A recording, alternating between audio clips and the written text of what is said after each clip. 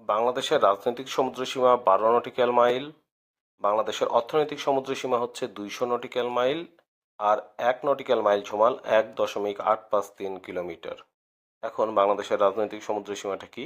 বাংলাদেশের রাজনৈতিক সমুদ্রসীমা হচ্ছে সমুদ্রের উপকূল হতে 12 কিলোমিটারের মধ্যে, মানে এটুকু, সমুদ্র উপকূল হতে 12 নটিক্যাল মাইল, মানে এটুকু যদি 12 নটিক্যাল মাইল হয়, তার মানে এর ভিতরে বিদেশি কোনো যুদ্ধযান বা বিদেশি কোনো সৈন্য বা যে কেউ প্রবেশ করতে পারবে না, এবং এই 12 কিলোমিটার সবসময় বাংলাদেশ নৌবাহিনীর পর্যবেক্ষণে থাকে।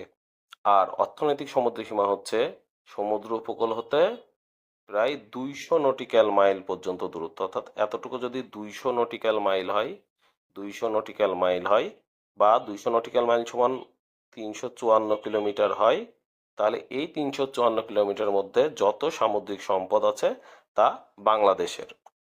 এখন সবচাইতে দুঃখের বিষয় হলো, আমাদের যে বোটগুলো আছে বা যেগুলো আমাদের সামুদ্রিক সম্পদ আহরণ করে, এগুলো সর্বোচ্চ 30 থেকে 60 কিলোমিটার মধ্যবর্তী অঞ্চলের মাছ টাছ বা অন্য যে সম্পদ আছে সেগুলো আহরণ করে।